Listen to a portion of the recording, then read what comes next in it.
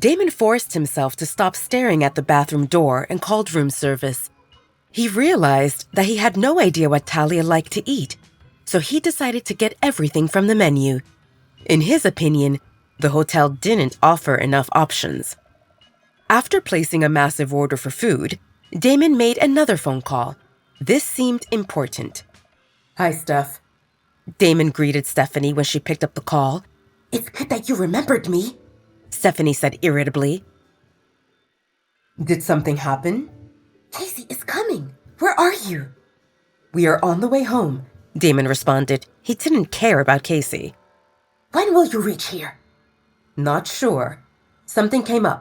That's why I'm calling." Stephanie felt struck with concern. "Are you kids okay?" Damon smiled a little. Stephanie always treated them like kids. "We are fine, but we are bringing someone with us. I want you to prepare a room for her." "All right." Stephanie didn't think much about it. "I'm not sure if we have free rooms in the common building because that's Maya's jurisdiction. But I can ensure that one of the single Omegas take her in until we figure out something permanent." The possibility of Talia being with some random person and away from Damon seemed out of the question. "No, she will stay in the pack house in my old bedroom." Stephanie paused. The third floor belonged to the Alpha and his family. Did Damon finally find a woman he felt willing to marry? "Are you bringing Marcy with you?" Damon nearly choked on his saliva. "What? No." Stephanie felt confused. Did he have time to pick up another woman? "If not Marcy, then—" "I just don't want to, Steph," Damon snapped. "If you say so," Stephanie said suspiciously. Since Damon became Alpha, they took in many members who lived as rogues or came from other packs, and no one got to stay in the pack house. And this represented Damon's old room, on the third floor that stayed off limits for anyone not related to Alpha. Damon rubbed his face forcibly. He had a good idea related to what Stephanie thought about. "Don't make a big deal when there is none. The girl got hurt and she had a hard time. She seems timid and I believe that she doesn't have a wolf. I can't let her mingle with others until we ascertain her condition. Oh, and tell Travis to be ready to accept a patient. I want her to get a full checkup when we arrive." "I will," Stephanie agreed. She didn't want to probe into this further. She saw Damon as her child, but she couldn't ignore the fact that he represented her Alpha, and she shouldn't question him. Anyway, there were other things for her to deal with. "Can you give me an estimate on when you will reach here?" "Probably tomorrow morning." Stephanie groaned in frustration. That's when Casey would come, and Stephanie really didn't want to deal with her. "Please hurry and drive safely." Damon hummed in agreement and ended the call. He looked at the bathroom door and listened to the sound of the shower, wondering if Talia had finished. The warm water of the shower allowed Talia to relax and forget about the troubles outside of that bathroom. Most of her wounds had scabbed, so shampoo didn't sting. But the bruises still hurt when she moved or washed bruised parts of her body. She would love to stay under that trickling warm water forever, but alas, all good things come to an end.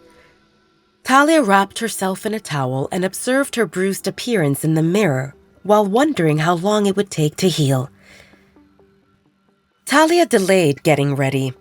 Getting ready meant stepping outside, and there, a scary Alpha waited for her. Could she stay in the bathroom forever? Talia shook her head helplessly.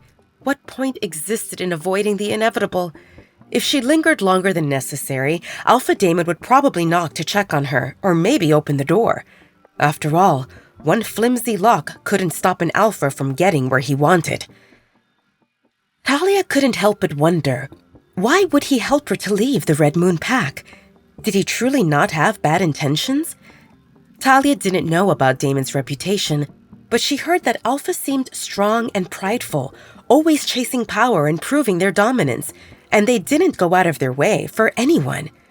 Damon seemed different, confusing. Talia froze when she realized that she didn't have clean clothes. She would put on the ones she wore previously, but they had dried bloodstains and definitely didn't seem like something she should put back on. Talia collected her few possessions from the Red Moon pack and bunched them into an overused bedsheet, but they stayed in the trunk of the car, and if Damon acted nice enough to bring them, they remained in the room and not in the bathroom where she needed them. Now what? Talia saw a bathrobe hanging on the hook next to the shower and decided to put it on. It provided better coverage than a towel. After a few deep breaths, Talia held onto the doorknob and opened the door ajar, just enough to peek into the hotel room. Part of her hoped that Damon slept, or that he left and that there would be no one in the room. But she saw him sitting on the bed and fiddling with his phone. After a few exceedingly long seconds, Damon lifted his gaze from the screen and eyed Talia. How long are you going to stand there? Talia cleared her throat nervously. Did you bring my things from the car? He didn't. When they got into the hotel, Damon carried Talia and Caden brought only Damon's suitcase. What do you need? Clothes? Damon waved at Talia to come into the room. First, I want to check your injuries. He cocked an eyebrow when he saw that she didn't move, half hidden behind the bathroom door. Please, come on. I won't hurt you. Gingerly, Talia moved, and she saw Damon patting the bed, indicating for her to sit. She sat on the edge as far as possible from Damon and clutched the edges of the bathrobe, holding it tightly closed. Damon shook his head helplessly. Why did the only girl he really wanted to help reject him? Well, maybe not rejecting him, but she didn't look thrilled to be alone with him either. Damon moved closer to Talia and extended his hand, palm up. Your hand. Talia put her hand into his, and he took a moment to adjust to the connection before inspecting it. It represented the hand he helped earlier that morning. The bruise looked significantly smaller, and the cut closed with the light pink color without a scab. Damon ran his finger over the pink line that used to be a scab.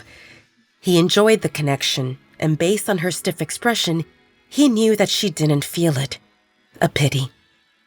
Damon wondered if Talia could sense their bond. A little bit? There should exist at least an attraction, right?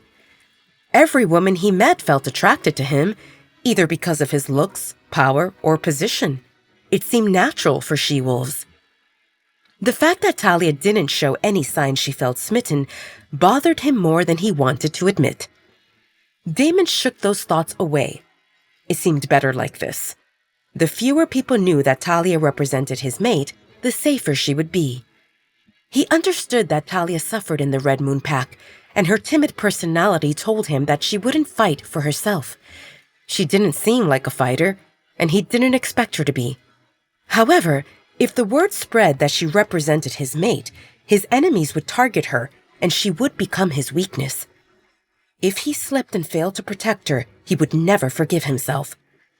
Damon decided to keep Talia close and make sure she had whatever she needed. He would be her protector and provide for her, and that would be enough. Maybe. Wait, that's not the end. You've just had a free taste. Now get the full story on the Pocket FM app, link in description. Check out our next video and playlist, and don't forget to like, share, and subscribe.